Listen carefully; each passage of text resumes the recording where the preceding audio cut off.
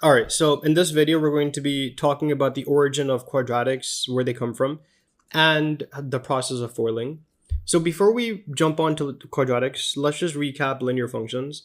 Linear functions are all in the form of y equals to mx plus b. All right, these are linear functions. And upon graphing a linear function, we end up with a line, which the line can be either rising, or it can be falling, or flat, or vertical. All right, so the graph of a linear function is called a line. Now, what are quadratics? They're in the form of y equals to ax squared plus bx plus c. So these are called quadratic functions.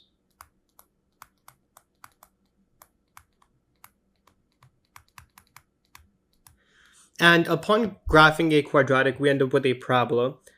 The parabola can be either upwards facing, which what is a parabola? It's pretty much a U-shaped graph, either upwards facing or a downwards facing parabolic curve.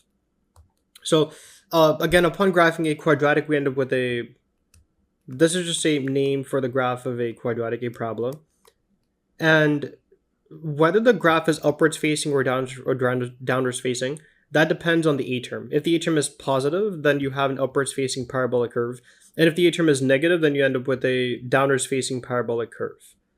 All right, so a, b, and c are just numbers, like how back for linear functions, m stands for slope and b stands for y-intercept. For quadratics, a, b, and c also have a significance. What that significance is, we'll explore in a few. But where do you even get quadratics? It's through a process called foiling. All right, so foiling is an acronym. It stands for first, outer, inner, and last. All right, so to explain the idea of foiling, let's go through example number 1. Say we're given the quantity of x plus 4 squared. All right, so how do you properly expand this binomial? So you might think that all you would do is square both of your individual terms, which, like, for example, if we had, say, 4x quantity squared, I'll put that on the bottom right over here, then 4x quantity squared would be, you would square both of your individual terms. 4 squared would be a 16, and then you square the x as well, which gives you an x squared. That is a valid process.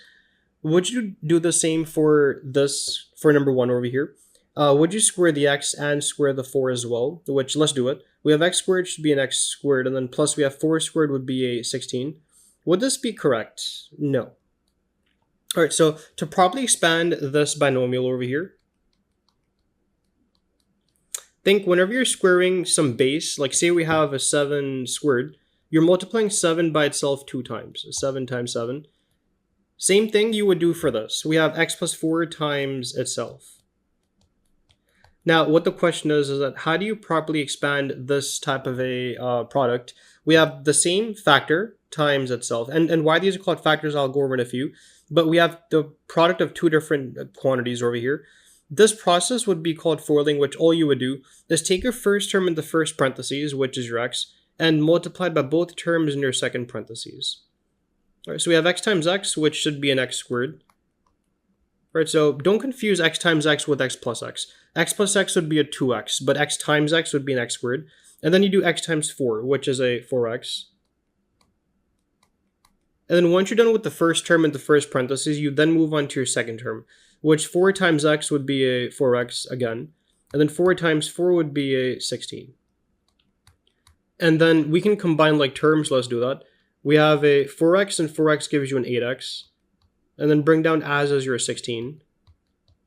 And this right here is our first official quadratic, where the a term is the coefficient of x squared, which is a 1. The b term would be, that's your a term. The b term would be an 8, and the c term would be a 16. All right, so how we even got this quadratic, we multiplied 2 different quantities. Think of it as, say we have 35. 2 factors of 35 would be 5 and 7.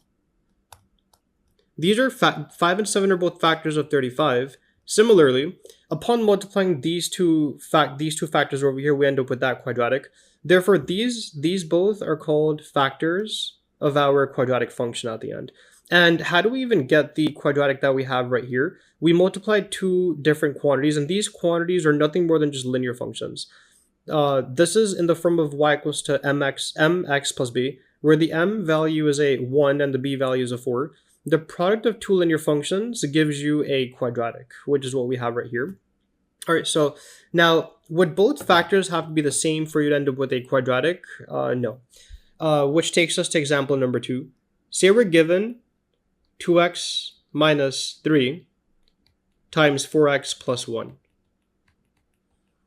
All right, so these are also both linear functions in the form of mx plus b, where the m is a 2 and the b is a negative 3 over here, and the m is a 4 and the b is a 1 for this linear function.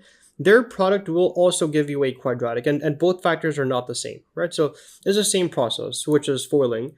And it's called foiling, which is first, outer, inner, last for a reason. The first term, which that's the first part of the foiling acronym, first stands for the first term in the first parentheses times the first term in the second parentheses, which means 2x times 4x, and that should be 8x squared.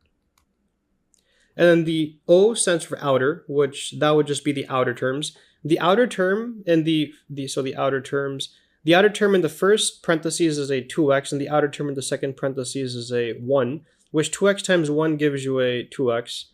And then the next part of the acronym is the inner terms, which the inner terms would be negative 3 and 4x. They're both inner. Negative 3 times 4x would be a negative 12x. And then the last part of the acronym is last. The last term in the first parentheses times the last term in the second parentheses, which is negative 3 times 1, and that gives you a negative 3. All right, so we can then combine our like terms, which 2x minus 12x gives you a negative 10x. Oh, sorry, let me erase that.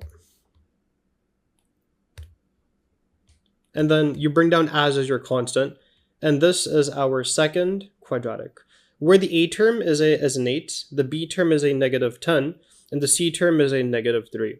A, b, and c are nothing more than just constants, they're numbers. And they're like the a term would be the coefficient of x squared, the b term would be the coefficient of x, and the c term is your constant at the very end of your quadratic.